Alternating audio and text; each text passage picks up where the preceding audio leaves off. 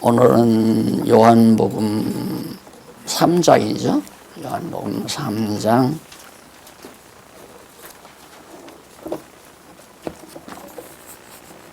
1절 말씀 하나 볼까요?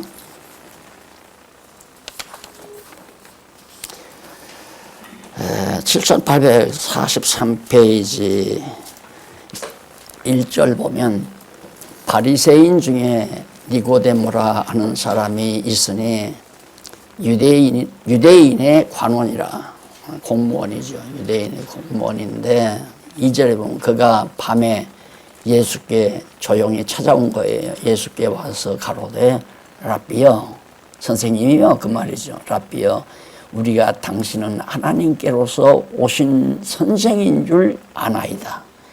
하나님이 함께 하시지 아니하시면 당신의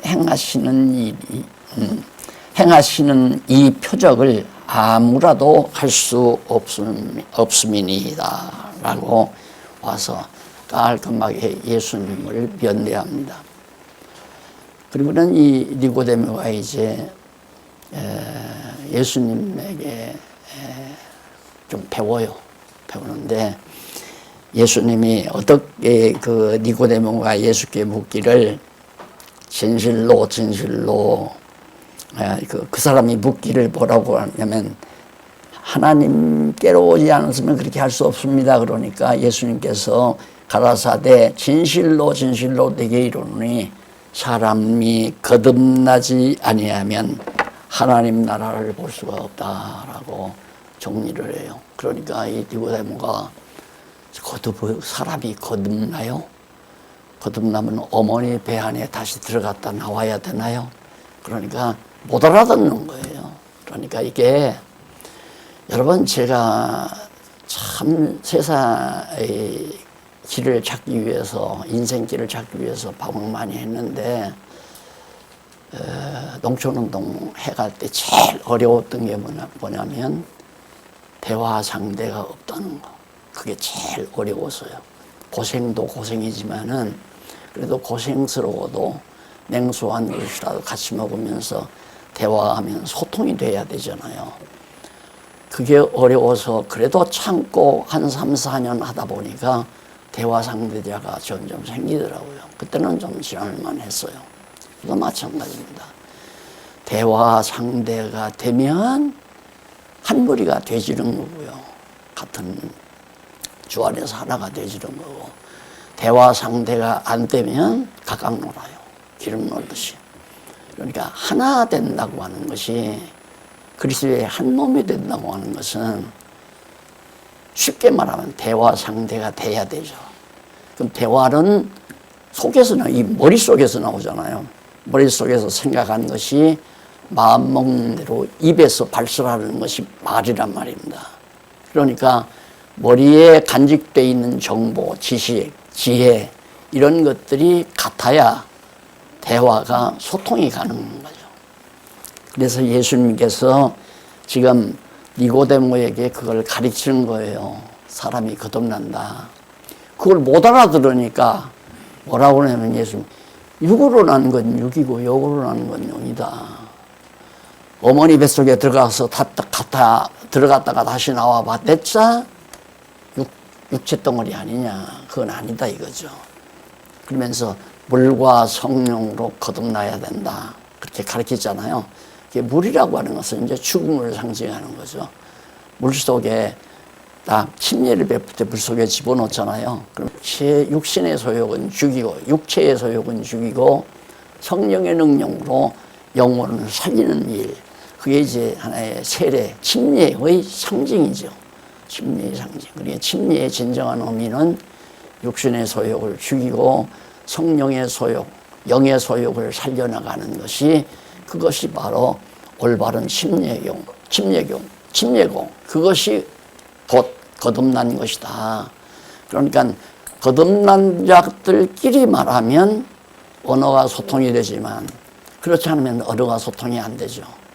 그래서 제가 이제는 나도 성경을 아가서를 10분 만에 가르쳤는데, 나는 성경을 30초 만에 다 가르칠 수 있어요. 또 그렇게 했고요. 30초 만에 성경을 가르쳐서 지금 크리스찬 신문사 사장님이 된 겁니다. 그분이 30초 만에 성경 딱 들고, 이건 예수님이 오신다는 언약입니다. 보낸다는 언약이고, 이것은 예수님이 왔다는 확증이고요. 그러니까 그래요? 그러면 하나님이 살아계시다는 것이 믿어질 수도 있겠네요. 그래서 그때부터 믿기 시작해서 지금 사장 됐잖아요. 이게 알게 되면 자꾸 간단해져요. 그래서 또 이런 얘기면 우리 박 목사님한테 또 혼날까 봐서 잘 조심스럽지만은 쉽다고 너무 하지 말라 이거예요. 쉽다고 하니까 그냥 우습게 생각하니까 성경이 쉽다. 알고 보면 쉽다는 거죠. 예. 자꾸 단축해서 내가 뭐라고 그랬어요? 머리에 처음에는 구슬알이라고 제가 그랬어요. 구슬알처럼 머리에 땡 남는다. 근데 나중에는 그냥 점도 아니고 그냥 점도 아니라 관념적인 점으로 남는다. 관념적인 점이다. 그러니까 오직 여호와 한 분이라고 하는 그 관념 자체만 딱 남는 게 성경이에요. 그러니까 여기서도 지금 예수님이 니고데모에게 전혀 세상 일 가지고도 지금 이해가 안 돼요. 세상에 관한 이 땅에 있는 말을 하고도 거듭나야 된다면 났으니까 이제는 새롭게 무엇으로 나야 된다는 얘기 아니에요. 그런데 어머니 뱃속에 들어갔다 나와야 합니까? 그러니까 답답한 거죠. 그래서 그때 이제 불과 성령으로 거듭나라 하면서 가르쳐 줬단 말입니다. 그것이 지금 3장 1절로 15절까지에 나오는 말이에요. 그 다음 내용이에요. 그 다음 3장 16절로 21절은 아들을 보낸 것은 구원을 받게 하려는 것이라고 알려줍니다.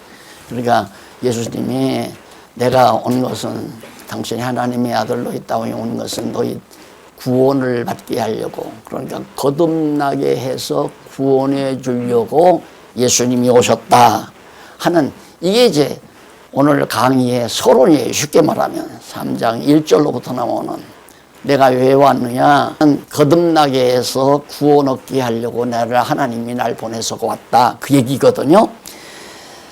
그러면서 이제 예수님께서 당신이 구속주의, 오늘 그 제목 자체가 3장 1절부터가 이제 구주의 사역 아니에요. 우리를 구원해 주시는 주님의 사역, 그리스도의 사역이란 말입니다. 그걸 통해서 이제 예수님이 메시아가 성취됐다는 것을 증거하는 거고, 성취됐다는 것을 확증시키는 이유는 봐라, 그러니까 하나님께서 보내신다는 메시아가 정확하게 거짓없이 딱 이 땅에 오셨으므로 여호와 하나님은 살아계시다. 그러니까 성경의 모든 결론은 여호와 하나님 살아계시다 에 딸려 있어요. 그걸 계속 그렇게 목사님들 오셔서 말씀을 드리고, 지금 몇 년 동안을 공부를 개인적으로 와서 개인 지도를 일주일에 한 번씩 거의 하다 봤다시피 했는데, 10년 가까이 했는데도 엊그저께 어디 큰 모임에 강의를 부탁받았다고 해서 와서 나한테 이제 체킹을 받는 거죠. 그래서 딱 봐서 딱 가지고 왔어요. 그래서 여기서 강조점은 여호와 하나님은 살아계시다는 겁니다. 그래서 쭉 설명하니까 눈이 이만큼 떠지는 거예요. 그러니까 말을 해도 그 말이 얼마나 중요한가가 딱 정리가 안 되면 자기 왜 그러면 그 말이 스쳐 넘어가는가? 딴 데 있어요. 이번 주일에 내가 설교할 때는 정말 이 내용을 가지고 한번 히트 한번 쳐야 되겠다. 그리고 내가 내 지식 자랑을 한번 해봐야 되겠다 하는 생각을 하니까, 그 생각에만 자꾸 관심이 모아지니까 다른 두뇌 그 신경파가 딱 차단이 되는 거죠. 그러니까 해봐야 그냥 날아가 버리고 말아요. 그래서 나는 힘주어 얘기하죠. 모든 성경은 여호와 계십니다. 여호와 하나님 계십니다. 그렇게 지금 내 목청이 이게 원래는 테너 목소리였어요. 제가 학창시절에 테너를 했거든요. 나중에는 베스를 하라고 하더라고요. 할 수 없이. 베스를 조금 했는데, 다 버렸잖아요. 지금 복창하라면 못해요. 예, 다 갈려서. 그렇게 고함을 치면서 성경은 여호와 계십니다, 계십니다 해서 딴소리 하잖아요. 다 거의 다 갖다 딴소리. 그리고 성령을 왜 가리키는가? 여호와 하나님 살아계신 거 가리키기 위해서, 여호와 하나님 살아계시다는 것을 확증해주기 위해서 성경을 가리키는 거란 말입니다.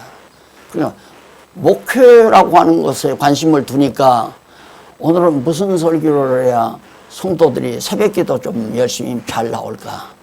어떤 설교를 해야 교회 봉사를 열심히 할까? 어떻게 설교를 해야 성도들이 할 수 있을까?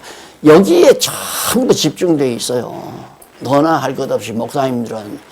그러니까 가장 중요한 핵심을 다 놓치는 거죠.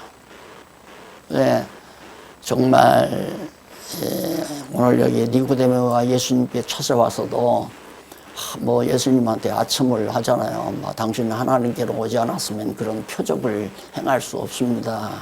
이러면서 했는데 예수님께서는 엉뚱하게 물과 성하지 아니하면 구원 얻지 못한다라고 하면서 이제 좀 설명을 했단 말입니다.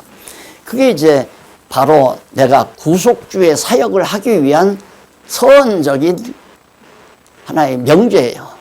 하나의 주제. 그러니까 서원적으로 던지는 하나의 주제를 갖다가 예수님께서 던져놓고는 그러면 물과 성령으로 거듭나게 해서 구원 얻게 하는 데는 정말 어떻게 해야 되는가.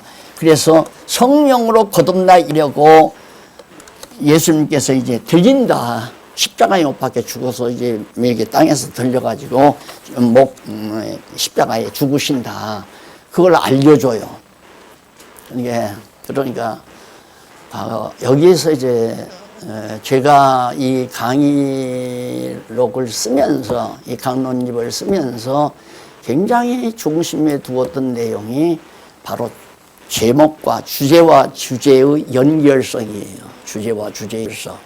그런데 보통 처음 읽다가 보면 주제의 연결성, 대지의 연결성, 대대지의 연결성 그걸 별로 중요하게 생각하지 않고 그냥 소설 읽듯이 읽어가니까 정말 귀한 것들을 다 놓치거든요. 근데 여기서도 중요한 것은 지금 여기 보면 사역 아니에요.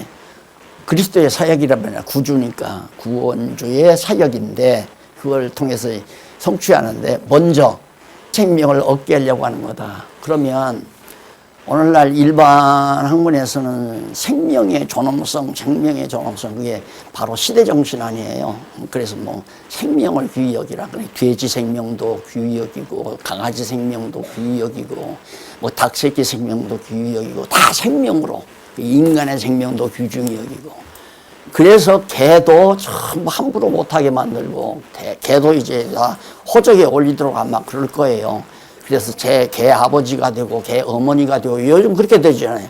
아빠 왔다 하면 부르고 엄마 왔다 하면 부르고. 베드로가 잘 얘기했죠. 짐승 같은 인간들이다. 그게 영원한 생명이 아니거든요. 인간의 이 육신의 생명도 생명이 아니라 목숨이라고 해야 정확해요. 인간 육신의 목숨.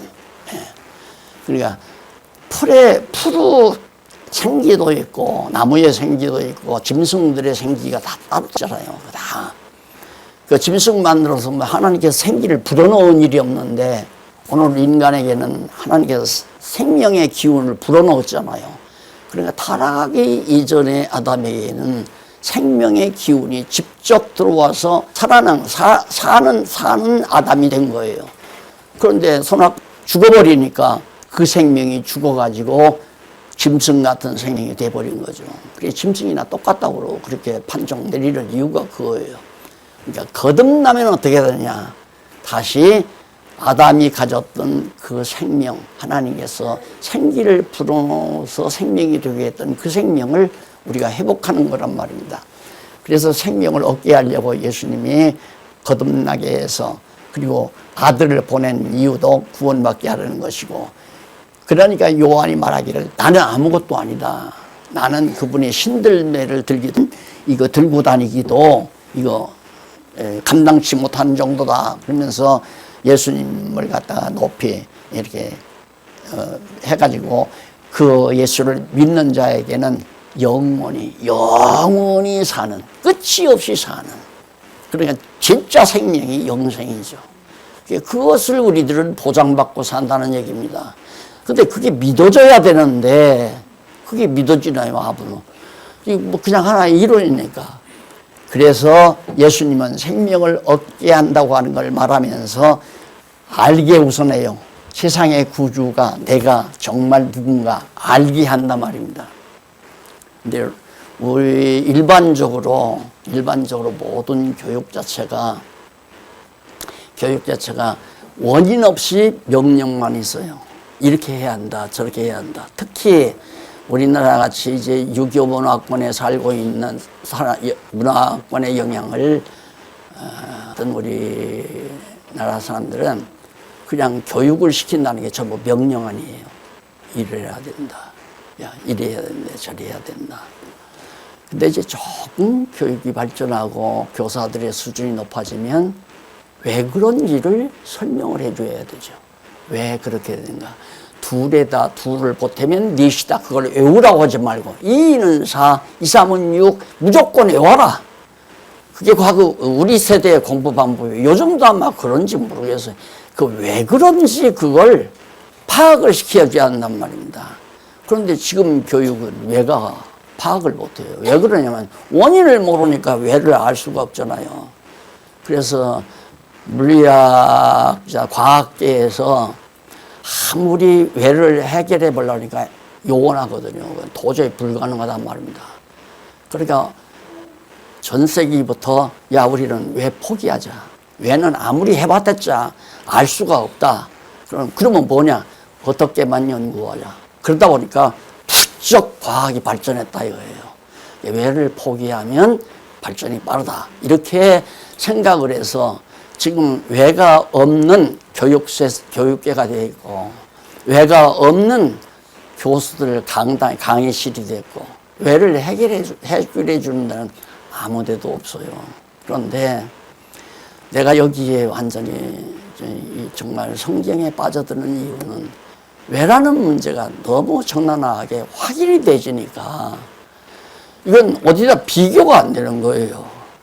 그러니까 아무리 뭐 정말 위대한 학자가 명절을 썼다 하더라도 턱 목차 읽어보면 왜 문제가 없어요. 왜를 안다고 읽으나마 안 하죠. 그건 학문이 아니에요. 제대로 학문이 되려면 왜라는 문제부터 해결하고 들어가야 학문 취급을 해야 되는데 왜도 모르는 학문 들어갔다가 학문이다, 뭐 철학이다, 과학이다, 물리학이다, 인류학이다, 뭐 식물학이다 해서 그렇게 책을 만들어 뭐 학생을 기른다고 하는 것은 후배를 양성한다고 하는 것은 무책임한 교수의 정말 모순이죠. 있을 수가 없죠. 저 같으면 교수 안 해요. 나도 아마 왜를 몰랐으면 목회도 안 했을 거예요. 또 이단에도 안 섰고요. 그래서 예수님은 구주를 알게 하는 거 원인부터 여기 사마리아 여인이 생수를 주어요. 목마를 때 예수님이 이제 우물가에 갔거든요. 목이 마르니까 사마리아 지역인데 우물가에 가니까 여인이 물을 길러 왔어요. 그러니까 예수님이 여인에게 나 목이 마르니까 나 물 한 모금 줄 수 있습니까? 해서 물을 요청하니까 그 여자가 하는 말이 당신은 보아하니 유대인 같은데 사람 같은데 그 당시는 유대인이라야 사람 취급받고 유대인이 아니면 짐승 취급받아요.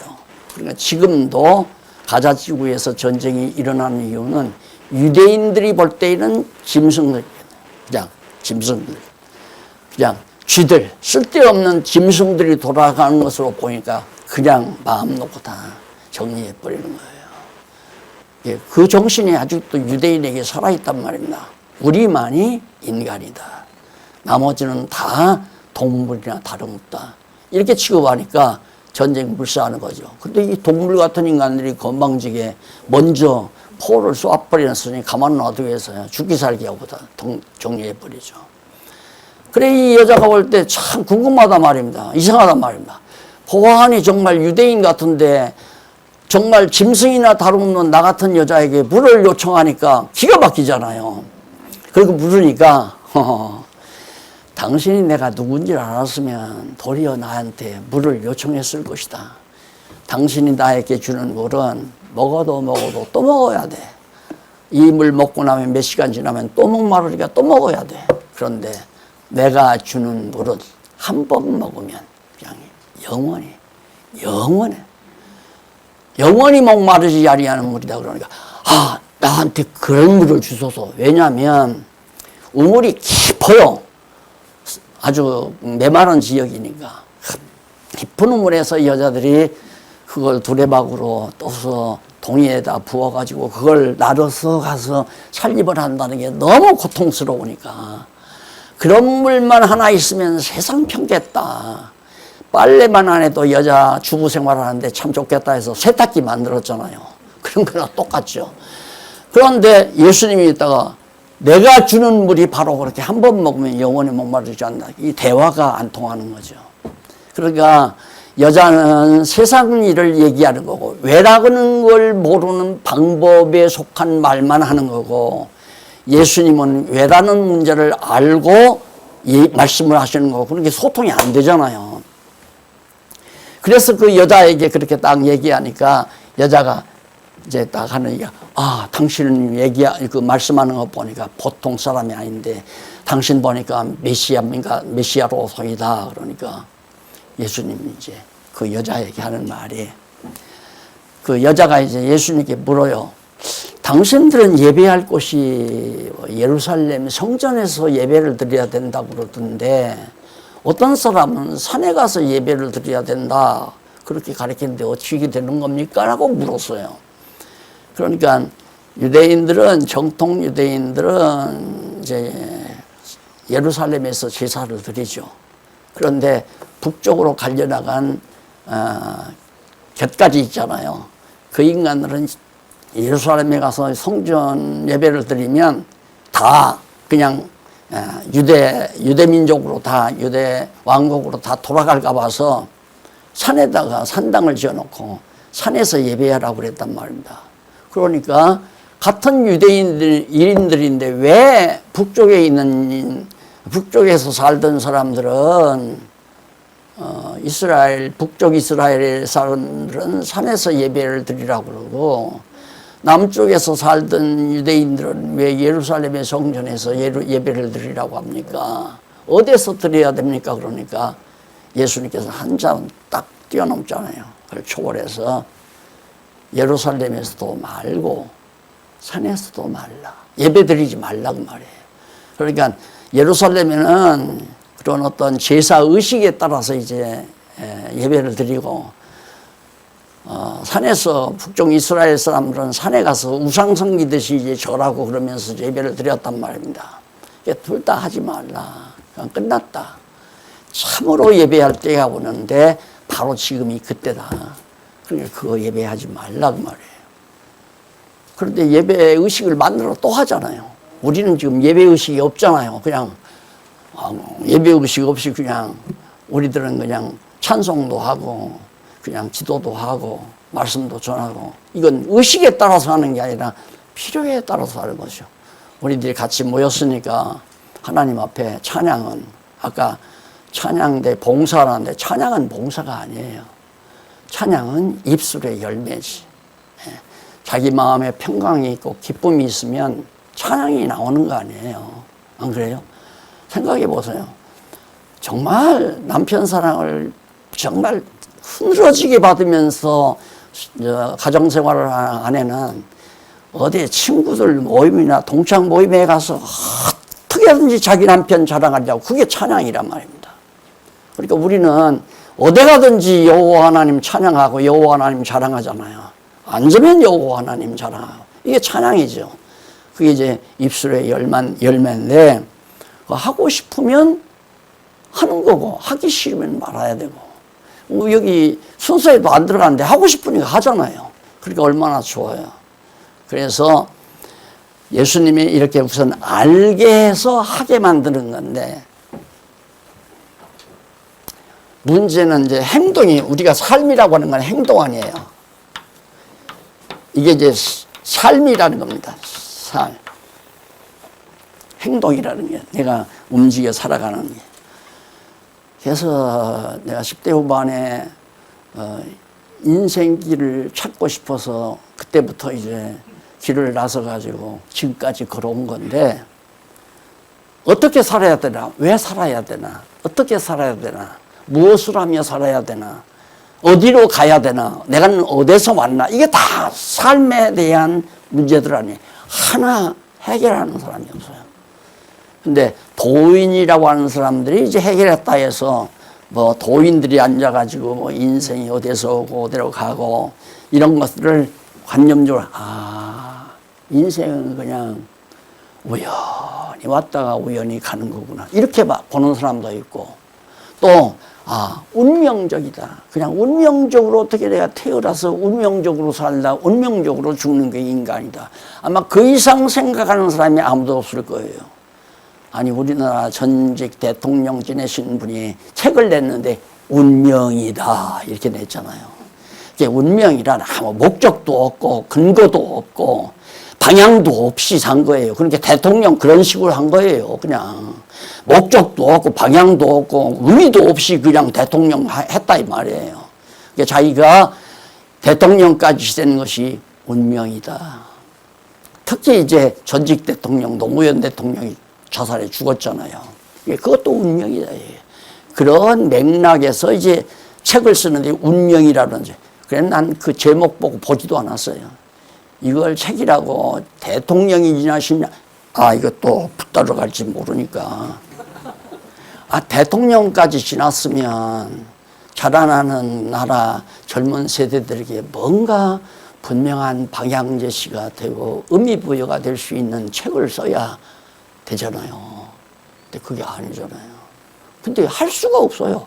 아무 데도 왜를 가르쳐 주지 않는데. 그런데 예수님은 좀 왜를 알게 만들어요.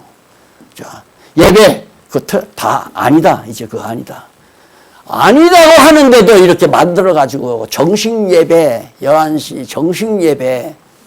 그래, 아직도 혹시 우리 성도님들에게 그런 생각들이 남아있을까 봐서 한편으로는 또 그 시간을 내가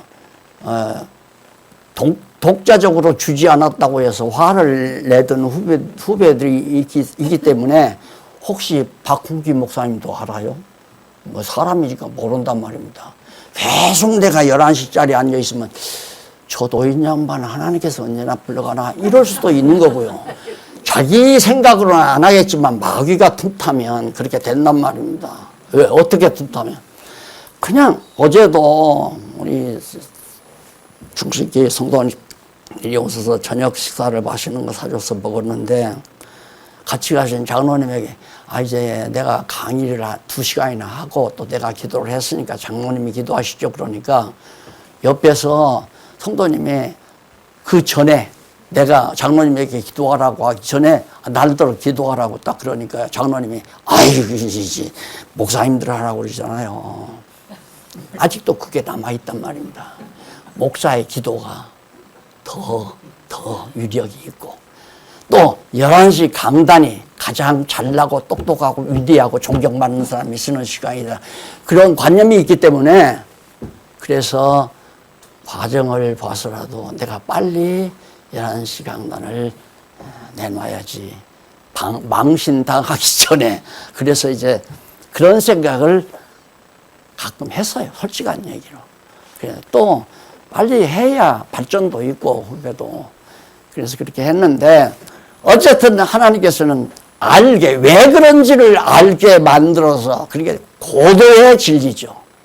왜라는 문제를 제시하니까. 그래서 여자가 동네에 들어가서 확인을 했죠. 진짜 예수가 그리스도로구나. 그리스도는 이미 구약 성경에서 언약한 거니까, 내가 여호와 하나님께서 내가 메시아 보내겠다, 그리스도 보내겠다, 그게 구약이라고 했잖아요. 아까 아가서 듣지 않았어요. 아가서도 자비로우신 여호와 메시아 하나님께서 예수 그리스도를 하나님의 사랑의 극치로서 그리스도를 보낸 것은 우리 인간에게 하나님의 아가페 사랑을 깨닫게 하기 위한 섭리거든요. 그 예수를 보내서. 그래서 요한이 그렇게 말을 하잖아요. 예수 그리스도께서 이 땅에 오셔서 죽으심으로 말미암아 하나님의 사랑을 확증. 제가 이 확증이란 말 참 잘 써요. 확실히 증거한다 이 말이에요. 그리고 의심할 것이 없다는 확증은, 그러니까 요한이 있다가, 사도 요한이 있다가 하나님께서는 예수 그리스도를 십자가에 죽으심으로 말미암아 하나님의 사랑을 확증했다. 생각해 보십시오. 내가 사랑하는 한 여인이 있는데 그 여인이 나를 잘 안 믿어요. 안 믿으니까 그 여인을 믿게 하기 위해서 그냥 뒤를 따라다니면서 여름에 해수욕장에 갔는데 여인이 바다에 빠져서 허우적된다 이 말이에요. 수영도 잘못하는 친구가 확 벗어붙이고 바다에 뛰어들어서 여인을 안고 오다가 자기는 물을 먹고 그만 기절해 버렸어요. 여인은 살아서 모래사장에 눕혀놓고. 그러니까 구조대들이 막 나와서 호흡을 해서 남편도 살려놨단 말입니다. 그때 감동을 먹은 여인이 결국에는 결혼을 승낙해서 살게 될 수 있지 않겠어요? 왜? 믿어지니까. 그러면 하나님이 자기의 독생자를 이 땅에 보내가지고 십자가에 죽기까지 우리의 죄를 속하기 위해서. 아니, 하나님의 능력이 우리 죄 없다, 나 그거 다 용서한다 하면 끝날 거 구태여 뭐 때문에? 나는 그것 때문에 한동안 고민했어요. 하나님은 전지전능하신 분이라던데 그냥 용서해 주면 끝나지 왜 할 수 없이. 어디 보니까 사단의 요구, 율법의 요구를 들어주기 위해서 예수님이 십자가에 죽었다. 율법은 누가 줬는데? 하나님께서 율법 만들어 놓고 또 율법이 요구한다고 해서 대리로 당신이 우리의 죄를 대신해 죽는다? 완전히 쇼로 보이더라고요. 이거 뭐 하나님이 쇼하는 거 아니냐 이거. 근데 쇼 아니면 못 깨닫잖아요. 쇼 아니면 깨닫지 못한단 말입니다. 그러니까 하나님께서는 이렇게 알게 해서 믿게 만들어요. 알게 해서. 그래서 여기 세상의 구주를 알게 하고, 세 번째가 뭡니까? 여기를 안 나왔는데 세 번째가 믿게 만드는 거. 한번 떼어보세요. 이 다음 단계 한번 떼어보세요.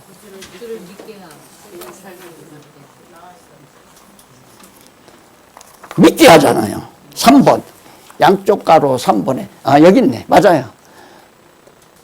세상의 구주를 믿게. 알게 해서 믿게 한다. 무시한 영역 아니에요. 무턱대고 우겨다지만은. 이렇게 성경이 분명한데도 우리 교사 선생님들 강의하는 건 안 믿으면 지옥 가. 믿어. 안 믿으면 지옥 가. 믿으라 이거예요. 그게 믿으라고 해서 믿어주겠어요? 여러분, 요즘 아가씨들이 얼마나 영악한데 나 믿고 나한테 시집 와. 그 말 듣고 시집 갈 여자가 어디 있어요? 뭔가 믿어지는 구석이 있어야 갈 거 아니에요. 저 남자한테 내가 저 남자에게 시집을 가면 절대 나는 속임당하지 않고 행복한 가정을 꾸릴 수 있다는 확신이 떨어져야 결혼을 하지. 그 확신 없이 결혼하는 것은 좀 무둔하니까 그냥 속아서 가는 거죠. 그런데 항차 보이지 않는 하나님을 무턱대고 있다니까 있는가 보더라. 있을지도 몰라. 그러니까 믿어보자. 그게 확신은 아니잖아요. 이 확신이, 결론 맺읍시다. 이 확신이 결국은 확증이 행동을 낳아요. 확실히 믿어지면 행동한다 이 말입니다. 그게 물에서 자기 생명을 돌보지 않고 나를 구출했다고 하는 아가씨가 자기를 구출한 남자를 믿고, 야, 저 남자가 진짜 나를 사랑한다는 것이 믿어지니까 따단딴따 하잖아요. 결혼하잖아요. 그러니까 이걸 가리켜서 확증에 의한 행동을 믿음의 행위라고 그래요. 믿음의 행위. 이런 확실히 믿는, 확실히 확증도 되고 확신도 되고 확실히 믿는 그 믿음이 나로 하여금 행동하게 만드는 거죠. 그러면 확증을 누가 주느냐, 믿음을 누가 주느냐, 하나님께서 주잖아요. 당신의 사랑을 확증시켜서 믿게 만든다 이 말이에요. 그러니까 성경을 알고 예수 안 믿을 사람은 아무도 없어요. 성경을 깨닫고 하나님 앞에 완전히 사로잡히지 않을 사람이 없다 이 말입니다. 아까 얘기하잖아요. 사랑은 온 재산을 주고 바꾸려 할지라도 수치를 당해야 그래요. 나 이 재산 다 줄 테니까 그 사랑 달라. 안 바꾸어. 그건 바꾸지 않는다. 오늘 우리가 성경을 통해서 하나님의 사랑을 깨닫고 먼저 알게 하니까 깨닫잖아요. 알게 해서 믿게 확실하게 만들면 가만히 있어도 찬양도 할 수 있고 봉사도 할 수 있고 정말 고난도 받을 수 있고 오늘 박 목사님 강의 중에 바로 바울이 고난 받는 거 그것이 얼마나 복된 건데요. 고난이라는 게 제가 보니까요. 부모의 삶의 열정이 어디서 나오냐 하면 자식 사랑에서 나와요. 처음에는 부부 사랑 때문에 자기들끼리만 살다가 조금 자녀를 낳으면 자녀에게 푹 빠져버려요. 남편도 아내도 빠져버려요. 고생이 와도 상관이 없어요. 정말 대학 보내놓고 대학 등록금을 위해서 생선빵줄이 메고 집집마다 다니면서 생선 팔아서 대학 등록금을 대는 것이 뿌듯하고 엄마 노릇한 것 같고 부모 노릇한 것 같고 그런 거 아니에요. 그게 이제 인간적인 상정이란 말입니다. 그런데 이것은 완전히 상위 그룹이에요. 이건 최상위 그룹. 영원한 사랑.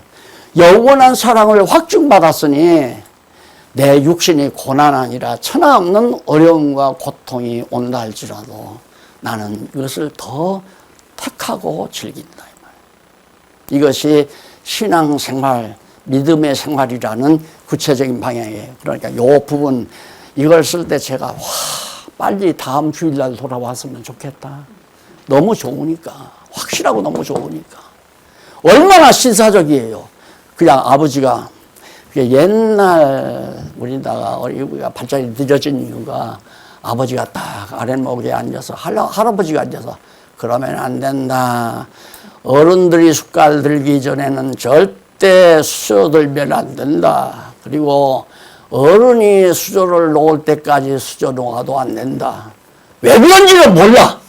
애들이. 그러라니까 안 하면 이제 담배 기다려 담배 그걸로 쫑알이 맞으니까. 그런 식의 교육. 지금도 마찬가지예요. 당신 이 시험 떨어지면 서울대 못 가. 이게 완전히 공갈 협박이죠. 그래서 공부를 시키는 그렇게 다 우매이들만 앉아있단 말입니다. 그러니까 졸업하고 나면 돈벌이를 향해서 어떻게 권력 잡아서 한몫 걷어주이나 이런 인간들로 부지기수가 될 수밖에 없잖아요. 이쪽으로 나가면 제가 열받으니까 이제 그만합시다. 시간도 다 되고 기도합시다. 자비하신 아버지 하나님 감사합니다. 오늘 또 우리에게 좋은 시간 주시고 멀리서 이렇게 동참한 사랑하는 성도들과 함께 소통하면서 말씀 안에서 아름다운 시간 보내게 하심을 감사합니다. 앞으로 더 우리의 지혜를 어둡게 말아주시옵시고 밝게 해주셔서 총명하고 영특하게 세상을 이기며 살 수 있는 슬기로운 자 되게 하시옵소서. 예수님 이름으로 기도드립니다. 아멘.